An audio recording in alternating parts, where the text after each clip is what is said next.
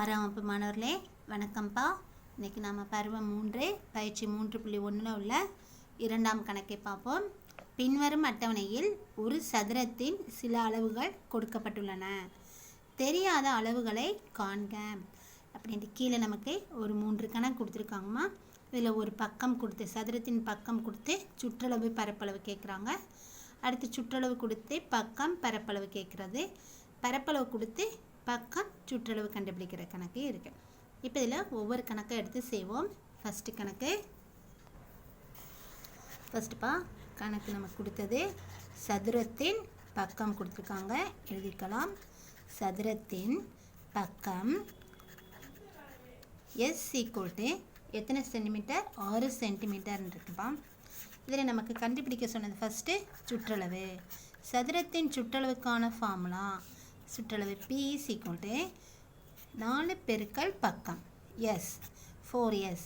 அப்போனா 4 பெருக்கல் 6 4 24 சென்டிமீட்டர். நாம் என்ன கண்டுபிடிச்சோம்? இப்போ சதுரத்தின் சுற்றளவு கண்டுபிடிச்சாச்சு. இப்போ அடுத்து சதுரத்தின் பரப்பளவுக்கான ஃபார்முலா சதுரத்தின் பரப்பளவு A = பக்கம் பெருக்கல் பக்கம். அப்போனா S பெருக்கல் S. ஒரு பக்கம் எவ்வளவு? 6 6 பெருக்கல் 6. அப்போனா 6 36 சதுர சென்டிமீட்டர். பரப்பளவு 36 சதுர சென்டிமீட்டர், சுற்றளவு 24 சென்டிமீட்டர். அடுத்து நெக்ஸ்ட் சம்பா ரெண்டாம் கணக்குமா நமக்கு கொடுத்தது சதுரத்தின் சுற்றளவு கொடுத்துட்டாங்க. அப்போ நான் சதுரத்தின் சுற்றளவு P = 100 சென்டிமீட்டர். சதுரத்தின் சுற்றளவு P = 100 மீட்டர். இப்போ சுற்றளவுக்கான ஃபார்முலா என்னப்பா? சதுரத்தின் சுற்றளவு 4 பெருக்கல் பக்கம் = 100. அப்போனா S = 100/4. இப்போ 4 எப்படி வச்சடிப்பாமா? ஒரு 4 25 4 100. அப்போனா S = 25. ஒரு பக்கம் கண்டுபிடிச்சிட்டோமாப்பா. அடுத்து நெக்ஸ்ட்டு அப்புறம் பக்கம் S = 25 மீட்டர் கண்டுபிடிச்சாச்சு. இப்போ அடுத்துமா சுற்றளவுக்கான ஃபார்முலா P = சுற்றளவு கண்டுபிடிச்சிட்டோம். நம்ம இப்போ கண்டுபிடிக்க வேண்டியது பரப்பளவு A = S பெருக்கல் S. சரியா? S பெருக்கல் S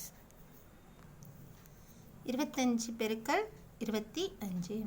இப்போ 25 பெருக்கல் நமக்கு என்னென்ன கிடைக்குது? 625. இது மீட்டர்னால மீட்டர் ஸ்கொயர்டு அப்படி போட்டு முடிச்சிடும். சரியா? சதுரத்தின் சுற்றளவு கொடுத்தாங்க, நமக்கு அதிலேருந்து பக்கம் கண்டுபிடிச்சி அதில் என்ன பண்ணுவோம்? பரப்பளவை கண்டுபிடிச்சிட்டோம். அடுத்து நமக்குமா மூணாம் கணக்கு என்ன கொடுத்துருக்காங்கன்னு பார்த்தோம்னா சதுரத்தின் பரப்பளவு நமக்கு என்ன எங்கே இருக்குன்னா 49 பரப்பளவு A = 49 சதுர அடி. சரியா? இப்போ பரப்பளவுக்கு ஃபார்முலா என்னது? S பெருக்கல் S = 49.